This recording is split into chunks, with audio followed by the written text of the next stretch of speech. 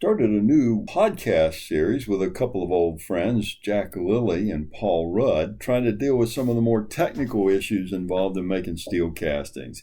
They both have a strong technical background and a wealth of experience, so I'm looking forward to moving forward with them on a number of podcasts. Caelan Kennedy joined us. He's one of our staff people, but he has a stronger metallurgical background than I do and a different basis of experience. He worked in a bar mill for specialty steel. So he's really a bright young man, and we're happy to have him on the podcast. This first podcast, we really framed it to look at how do I solve problems? How do I do data analysis? How do I really understand the process that I'm working on when I'm really concerned about the steel, its properties, the quality of the casting, and everything else? We mentioned a number of times the series we have of webinars on data analysis because that's critical, and also on Project 80. So I hope you enjoy this session. If you have questions that we didn't address or other topics you want us to look at, or even beyond that, if you have other people you think we ought to talk to, I'd just be delighted for you to give us some feedback. So I hope you enjoy this podcast and learn something from these wise old guys who really know what's going on in the foundry industry. One challenge is that almost all industrial experiments are to prove the intuition of someone that's in management or responsible for the activity. So they're poorly set up, and then they don't do any analysis of the data afterwards, and so you don't get much of the benefit. One of the other challenges you face is confirmation bias, and so unless you make a large number and do an efficient measurement at the end, then whoever did the trial has the opportunity to throw away data points because that trial wasn't done correctly, so that it confirms their bias. And then the other big problem, of course, is that every casting's a snowflake. And so if you only make one of each condition, they're going to be different, even if you tried to make them exactly the same. And so if it confirms your bias, it's really easy to do one with, one without, and decide that that's a good proof that you need to change the process. So to me, one of the challenges is the stuff I discussed in the 6 one-hour lectures on data analysis, that you really have to think about, what am I going to measure? How am I going to measure it? Can I prove that the measurement makes any sense? And then once I have that and I've done the trials, have I really crunched the numbers to show that the things I think I know about the process are true? And so, Paul, when you raise in the question of design of experiments, I think one of the things that's happened is we've moved from the certainty of thinking we know almost everything in the world to the uncertainty that we only know a few things, and design of experiments allows us to prove the things we think we know are at least true in this case, and identify which of the things we think are true really make any difference at all. So I don't know, you're shaking your head yes, so I'm assuming you're agreeing with that. How do you look at problem solving? Okay, so I'm a firm believer in ANOVA and design of experiments. Okay. And I've been doing this for a long time. And it came about in the early 70s, where Steel Founders Society hired Rath and Strong as a consultant to show us how to do experiments. Let me ask you a couple of questions about that. The old Project 80. I even have the notebooks, and I have Dan Dutcher's notes and your notes somewhere in my office. And so I'm familiar with it. And to me, one of the tragedies was that in the 70s, business was so strong, we as an industry really didn't adopt it and implement it to the extent we could have. And we would have been leaders in the world in terms of statistical process control. We were doing this stuff 10 years before anybody thought it was a hot topic. Yeah, it sort of got dropped like a hot potato. But let me give a little bit of preface to it. The profitability of the foundries back in the early 70s was rather iffy, sometimes good, sometimes bad. And the conclusion the managers came to was that the reason the profitability was so variable was that the condition of the castings going through finishing caused a tremendous variation in the cost, the final cost of the product. So based on that, they decided to take on 5 different types of defects, and they did a literature survey. That's where they started. And the funding for this project, by the way, was $500,000, which at that time was an enormous amount of money, bigger than any research project that they'd ever funded, you know. So they started off and they did literature surveys, and that's where those 5 yellow books come from. Sure, the special reports. Yeah, you've got about 20 of them, right? Sure, and then everybody sat around and said, "Well, what are we going to do with these? You know, you've told us what the variables might be, but how do we get to the one variable that is the important one?" Okay, and that's why Rath and Strong was brought in, is to describe to foundries ways that you could, by process of elimination, zero in on that red X major variable that causes the problem. Okay, that was the whole idea and the whole approach. And you know, from my standpoint, I've used it a lot my whole career. And I feel fortunate because I went through the program with Rath and Strong, so I know how to apply these things. But I'll tell you right now, it is the strongest tool you're going to find in a toolbox if you don't know what the major variable is. So we're talking about.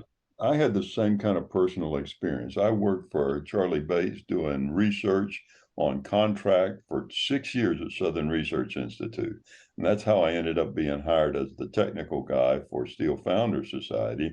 And I really loved doing the science and technology and was really careful doing the experimental work, and had really good staffing there to do the experiments and made some real progress. But then I came to work for Steel Founders Society, and for 5 years I was working on clean steel and other things like that, and really just still a traditional approach, even though I was tried to be really careful.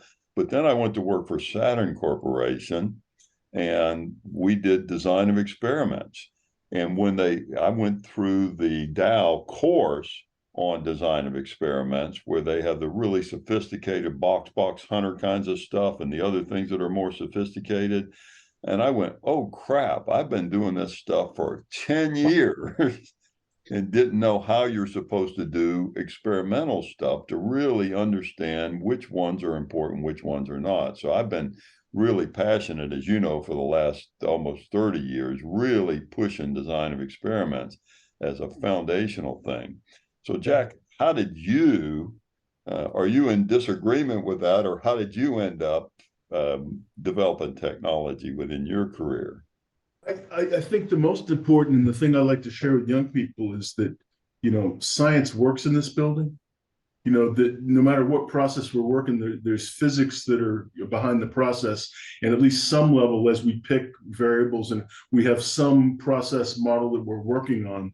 So we need to understand that science is working on us, and then figure out what that science is. And sometimes we can figure it out a priori and have a model that works, and we confirm things. But a lot of times I run into where you go try to solve a problem and it doesn't work. You know, the variables you think are important don't drive the results that you expected.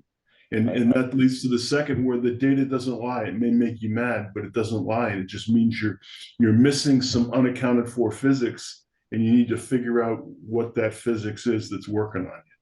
I think that's right. I mean, to me, two of the problems that we really face, two of the ongoing challenges, is one, what we think we know is based on a historical process of how we got here.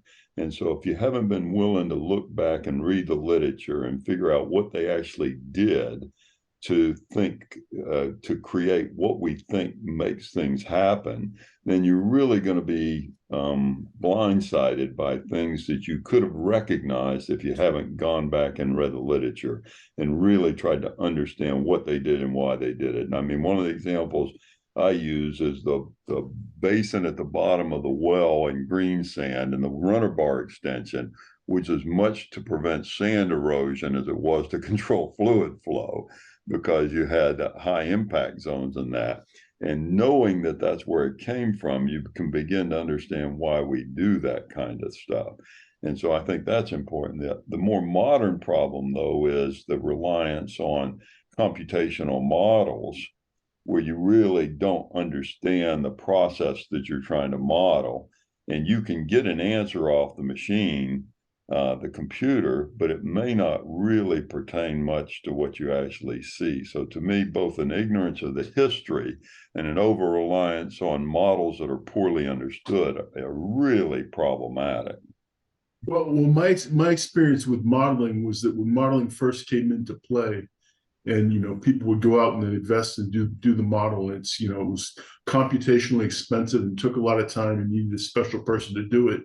And you'd model something in all the old foundry engineers and would sit around. Yeah, we knew that was going to be the answer. The shrinks where we expected it. And until you ran into a problem that was stumping the conventional wisdom, sure. And then you got a problem where maybe the fluid flow was such a way that you were getting a cold spot or a ripple, but you saw something in the model that not only predicted the defect you saw, but also informed on the mechanism that was causing it. And that's when modeling started to get won over, in my opinion. Oh, well, I think that's correct. And to me, modeling always points out something that's relatively obvious in retrospect. You'll see something in the model and you go, oh, crap. I should have known that was a heavy section. It was a complicated geometry and it wasn't obvious from the 2D drawings that was the heavy section, but I should have known that was a heavy section, or I should have known I was going to have a waterfall right there in the gating system. So I think you're right about that. You asked for a typical example. Sure. Of design of experience. I've got one that I think is really pertinent. Great. I was working for a foundry. It's pretty high production parts, and they had a problem with core scabs. So we designed a 2x3 factorial, which is 2 levels for 3 variables, 8 cells. And we were testing pouring temperature, pouring speed, and iron oxide. So we made all these samples and so on. We took good care of them. We kept them together and so on. We were analyzing the samples for core scabs, and we really couldn't draw a big conclusion from what we had. But when I started looking at the castings, I also noticed that they had variation in the amount of cold shuts or laps in the casting. So we scored each casting for laps, the same castings, exact same casting. We scored them for laps. And the big variable turned up. It was like an eye-opening experience. Turned out that pouring speed was everything.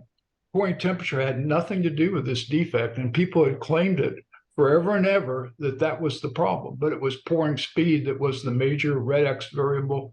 It was very, very apparent. And it went from the highest level of scrap that we had, the highest defect we had, to 0. When we started monitoring pouring speed, and we monitored nothing else. That's all we did was pouring speed, and those laps went away. They just absolutely. That's fascinating. There are two pieces of information that I have that really confirm that pretty directly. The first one was when Bob Voigt started looking at making thin section castings up at Penn State.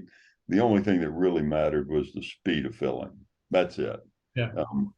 And pouring temperature has always been a variable people like to mess with, but it really is a fairly small range of temperatures, and the amount of heat content's fairly small in that range of things.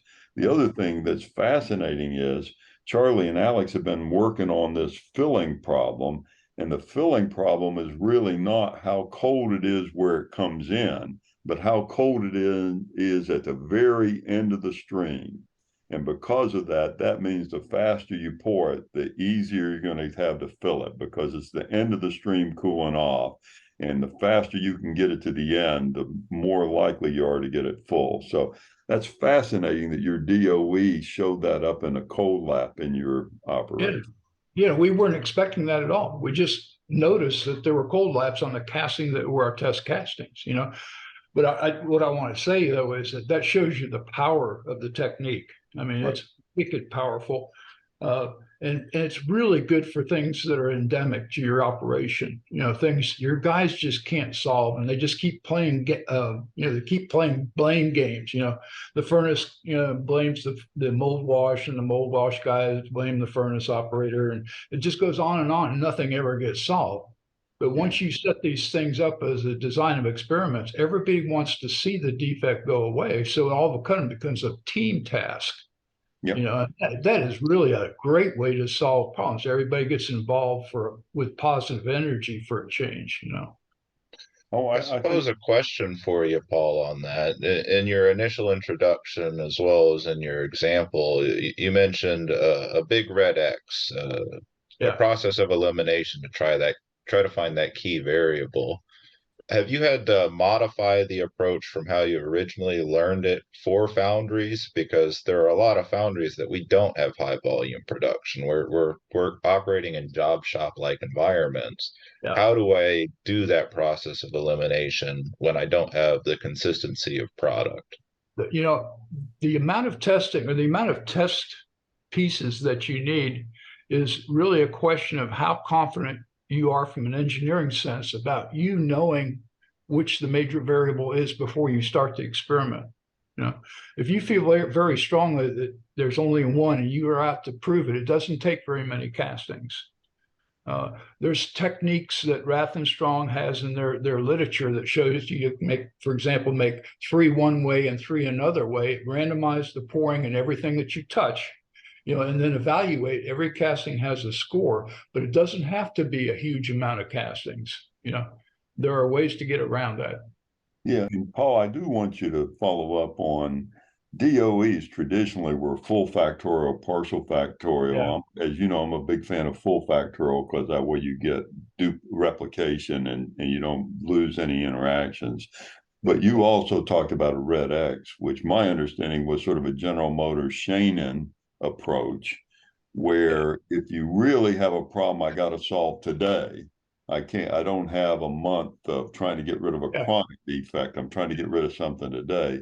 My understanding, and Paul will correct me, is you get everybody in the room, you say, what's the good things that we could do and what's the worst things we could do? And if you do those, and all the good things you can do make the problem go away, the red X is in that list of things that you change. Yeah, that's called the variable search strategy, and it's one of 4 strategies that Rathenstrong proposed. Okay, and like you say, what you do is you list all the variables that your engineers feel are important.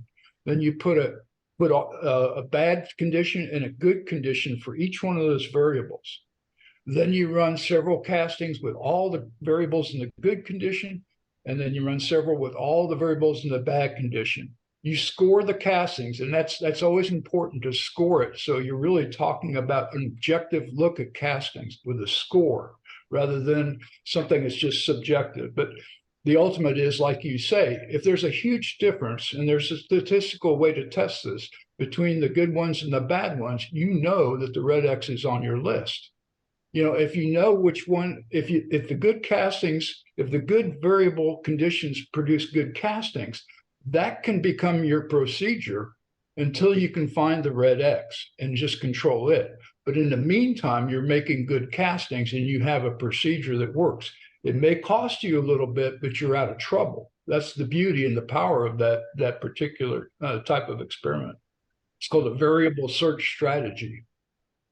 And then you can use that ultimately to find the red X, but it's a pretty clumsy way to do it. There's a lot better ways to find that red X than that. So Caelan, I wanted to ask you, you're a relatively young engineer. How much of this stuff did you have when you started, and how much of it were you able to use, or is this all new stuff to you? So there's a certain challenge to that. When you're going through school, you're at least when I went through school, you're not often taught an in-depth approach to solving problems, designs of experiments. There are some courses to address that, but they're usually a master's PhD level. So the assumption was that you're going to learn all of that on the job. You're going to follow the practices of whatever business you wind up going to. So I'll say at the very beginning of my career, when I just went out to the steel mills, it was all brand new. I knew metallurgy. I could look through a microscope. I could point out phases, but I was not very familiar with the statistics of it. Definitely gained some experience in that, but a lot of these specific approaches are absolutely new to me. As I said, you just kind of followed whatever approach you were taught when you got into industry for the first time, and that might not be the best way to go about trying to solve problems. Yeah, one of the big challenges you face is universities still think they know almost everything except one thing that's missing, instead of realizing that in every situation there are things we think we know, and some of them are true and some of them are not. And design of experiments allows us, like Paul was saying, to find the knobs on the machine that actually change things. And they're not the temperature control in the office for the ladies to move up and down that's not connected to anything, but it makes you feel better when you move the knob. Well, I'll say another issue is if you try to teach design of experiments in a university, the few times I've seen it or other problem solving approaches, it's the same sort of problem that they're solving year after year, and it's a fairly straightforward, obvious problem. Yeah. So you're not necessarily learning, you're not necessarily thinking through the steps when you go through a lot of those practices or examples, because it's not real. It's not like there's this great big unknown of I don't know what's going to happen and I don't know how to really think about what's going on. So Jack, how have you used some of these things? Have you had successes, failures, insights in terms of this kind of discussion? Yeah, I think that I agree with Paul, and that it's design experiments are a very powerful tool for analyzing data and pointing you in the right direction. I think the things I've learned along the way is you got to be careful on the setup of your problem. We had experience. We had a situation back when I was at Wollaston where you had this horrendous casting defect that was very intermittent. It was a sand-like defect, but it was all over the cope. It was really nasty. It seemed to be kind of seasonal, and in that fact, we called it the mystery defect. I know that's not very original, but that's what it was.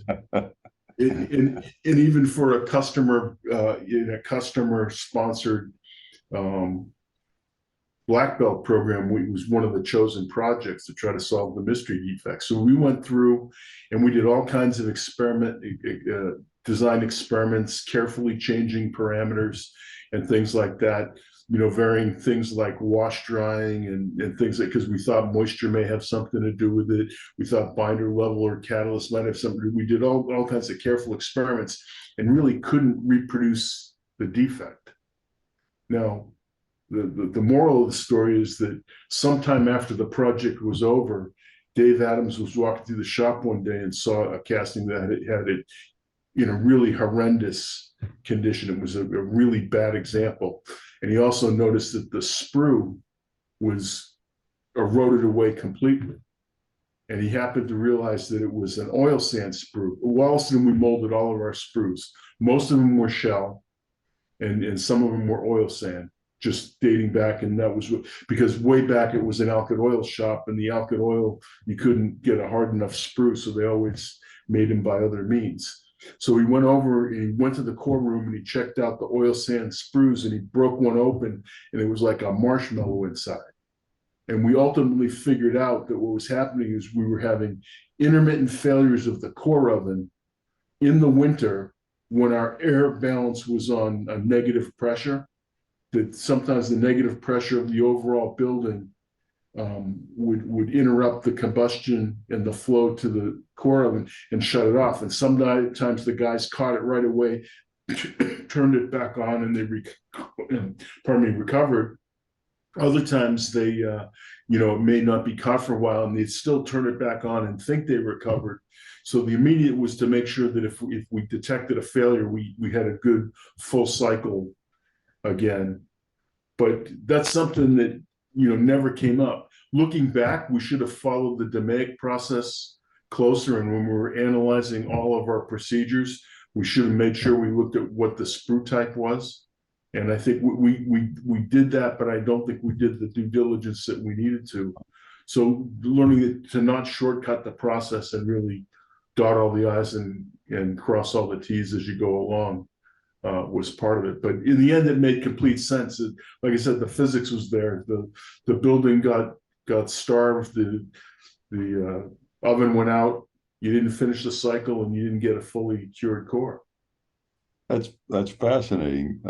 You remember the paper Barbara gave about the challenge they had with their sand defects at Harrison Steel. And you do really have to be a Sherlock Holmes oftentimes, because the variable may be something that's real, that's physically important, but not something you're capturing in your production data, your process testing. And if you remember, the problem was whenever the temperature got down below 20 degrees, they had this problem. But they weren't aware of that. They knew it was a cold weather problem, but they thought there was some other process factor that was involved. And she had to go to the weather station there and get the temperatures and show that it was correlated exactly with the temperature. And that allowed them to put in sand heating and other things to try and control the temperature. And so to me, that goes to the absolute importance of really trying to think about the problem and all the ways it can occur. And some of these disciplines like the Ishikawa fishbone diagram is trying to force you to remember everything that could be a problem. When I worked at Saturn, we used all of those techniques, but a lot of them turned out to be really administratively burdensome because you didn't really think about the problem. You were just in a big team meeting with 10 people and everybody was trying to outdo everyone else, coming up with a factor that could be important. And you go, yeah, that's kind of a waste of time. I'd just like to tag on to that while we're on the subject of building pressures. We ran into the same thing when we rebuilt Shakeout.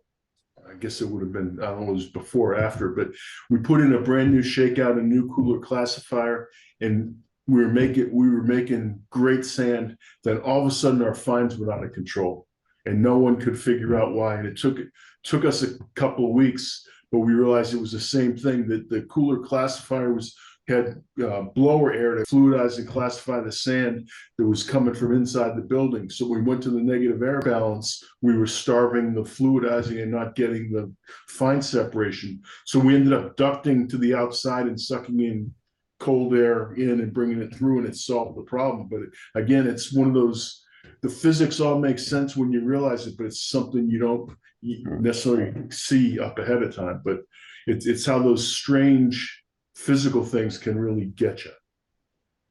Yeah.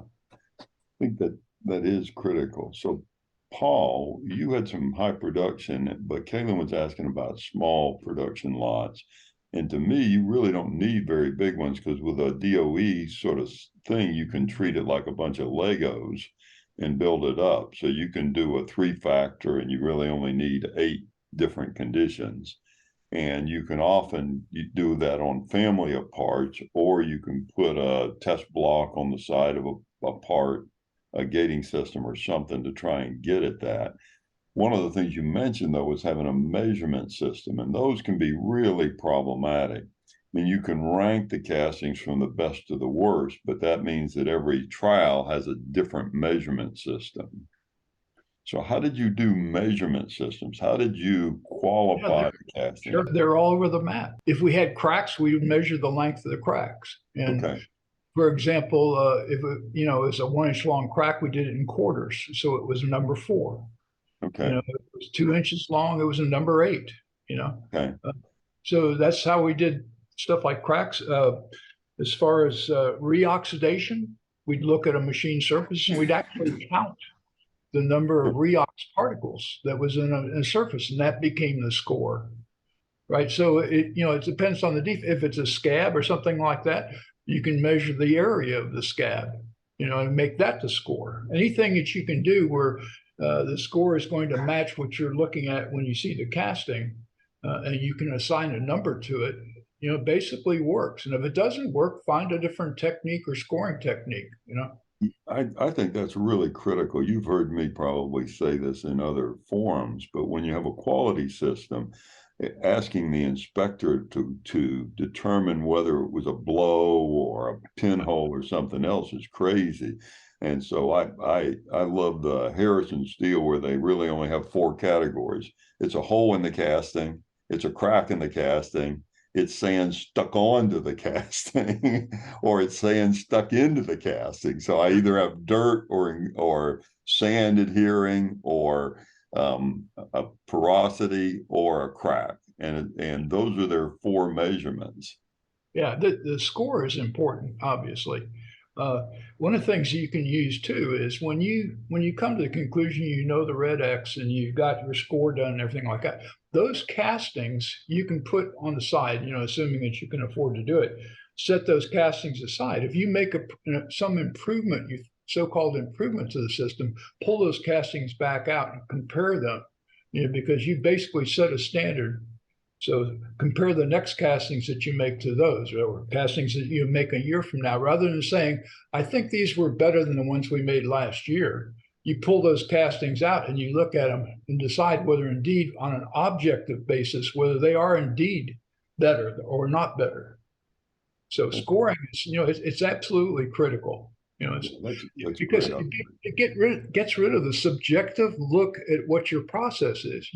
It's like you say, you're biased. You think you know what's causing the problem when you really don't know, and you have no idea. And this process needs to be proven as to what the red X variable really is. And in your in Jack's case, when you run your experiments and everything, and you don't have a red X variable, you haven't found the variable, obviously. So that's what that variable search strategy does. You run the castings in the good conditions and the bad conditions. If they're all the same, the red X is not on your list. Start over. That's one of the things that I pointed out in statistical process control, is that your average behavior is set by the controls that you have, and the variation is with everything you don't control. So if what you're trying to do is reduce variation, you've got to find some other factor that you're not controlling, because it's what you're not controlling that causes variation, and the average is caused by what you do control. Yeah, the Japanese at one point were pushing X bar R charts for everything. Yep. And when they started doing some of this DOE work, they would find the red X variable, and that's all they would monitor from that point on. That would be the only X bar R chart you would have, because it was the only variable that was important. So indeed, they monitored it like crazy, but the rest of the charts, they went away. Sure. So Caelan, you worked in the mills. Do they struggle with the same kind of problem analysis that we do in foundries, or are they smarter than we are, or they just don't have as many variables? I think it's a different challenge, to be sure. So one problem, for instance, I only worked in long products, bar. Oftentimes you can't find the indication until you're in inspection, or you can go out and you can do an in-process inspection, but oftentimes you can only find it after rolling. And after rolling, everything looks like a line. So trying to figure out where that line came from becomes a big problem. So you wind up having to do a lot of studies, cutting up samples, looking at them, trying to figure out where you think that occurred in the process based on the amount of decarburization, if there's scale and indications. When you're noticing the problem, getting out and trying to do visual inspections. But there's just so much variability, and it's some of the same stuff you already mentioned of we might be classifying things wrong. And you're not going to catch that. You're just looking at inspection data from some sort of ultrasonic machine that just tells me I've got an indication there. All right, well, unless we're cutting every single one of those up, all we know is it's a line. So to a certain extent, they have similar problems, but it's also very different. They also tend to be bulk producers. They're going to be making the same grade, who knows, 4 heats a month of that, 4 heats a week maybe of that. So while there's still a sense of urgency and that I want to fix the problem as soon as I can, it's not like I've got one casting of 2 castings that I'm going to make, and the first one's crap, and I need to figure out what's wrong with the first one. And if I need to make 3 total, I'm going to make it maybe later this week, probably next week as well, and on a more continuous basis, at least. So, Jack, did you use any software or tools in terms of trying to do the analytical work, set it up? Did you have a particular way of looking at doing problem solving in terms of design of experiments? I think design of experiments, we tried to, I think you were at, there was a SFSA course probably early 90s. Yes. Where you really advocated the 3-level full factorial because of the robustness of the analysis and the fact that you could do it on an Excel spreadsheet pretty easy. So I'd say I think there's a lot of power to that technique if you can tolerate the number of experiments you need to do. The other thing I'd throw in there is I agree with Paul about making sure you had a good measurement system. But one of the things that we ran into was looking at the statistics you're using. We had a situation where we were trying to solve some issues for a customer in terms of trying to how to attack which jobs to work on to solve scrap and rework issues. And we ended up resorting to discrete statistics instead of continuous statistics and use chi-square. And I'd have to go remember exactly how we do it, but we were able to use chi-square tests and show which patterns were really the most critical for going after and fixing in getting different answers than we would have if we just looked at the continuous statistics. That was one of those DOE kinds of analysis. I used the DOE technique when you have production data. If you have enough variation, you can make them into blocks of data that have the high level and low level of the factors you're interested in. So you can crunch the numbers. And when you do that kind of thing, some of the results are really, as Paul points out, really fascinating. So you would think that pouring speed or size of the casting would be critical in something like reoxidation. But it turned out that the geometry of the casting and which heat it came out of were the 2 most important factors by far and away. You can really make a dirty heat or a clean heat, and you can really, the geometry of the casting plus gating system, however you want to characterize that, really was a huge factor. And so once you knew that, you realized that there were always going to be castings that you needed to change the geometry of the gating system or the orientation of the casting or something about the practice to try and deal with that systemic defect. So that to me was a real surprise rather than just the size of the casting and the amount of how far you had to pour it down. Well, the other thing I think you got to make sure between high and low, you're moving the knob far enough. We think because of our paradigm of what we're measuring, what our range is, what high and low is, but maybe depending upon what physics is working on us, you actually need to have an off-spec test to really detect what's going on. That's a fundamental problem. And so when you start talking about not only measurement systems, your selection of the high and low level can be really problematic. So for example, if we were looking at Paul's cold lab, if pouring temperature was between 2850 and 2875, it's not going to have any effect. But if pouring temperatures between 2750 and 3000, it's going to have a huge effect. Well, let me throw something in there right now. The variables that you choose, the range that you test is the same range that you have in practice. You have to go back to data and find out what your low pouring temperatures are typically and the high temperatures are, because when that variable is going up and down, you need to have that knowledge of that range, because that's where you want to test. You don't want to test out of bounds, because right. That's not where you live. That's not where you live. And it's probably going to cost you to do that. Yeah, so, that would be a trial to change the process. So I might decide that factor was bad. Let me just say this too. The last step, once you know what the red X is, that variable, then you do a step called optimization, where you just take in increments that variable and you change it. Okay, and you see where that variable is when you start producing acceptable castings, or vice versa, when they start to go to crap. Either way, but that's the optimization step, and you need to do that, because that's the area where you're going to control. Yeah. One of the things that Taguchi method was trying to get at was to find those flat places where variation didn't cause change in the product quality. Did you ever find that to be a useful way of thinking about the problem? No, but I don't have all the books in the background like you and Caelan have. And Jack, I notice you don't have any books either, so. They're up there, yeah.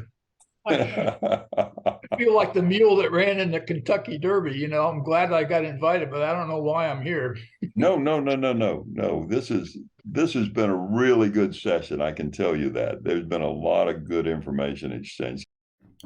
I hope you enjoyed this podcast. I enjoyed visiting with these old friends and look forward to the next podcast we do together. We'll probably begin to look at some of the issues in heat treatment. I know Paul has a real passion on quenching, and that really fits with my background. So we may actually look at how do we do quenching if we really want to get the optimum property. So I look forward to having you next time. And again, if you have any suggestions of guests or topics, please send me an email. Thank you. Bye.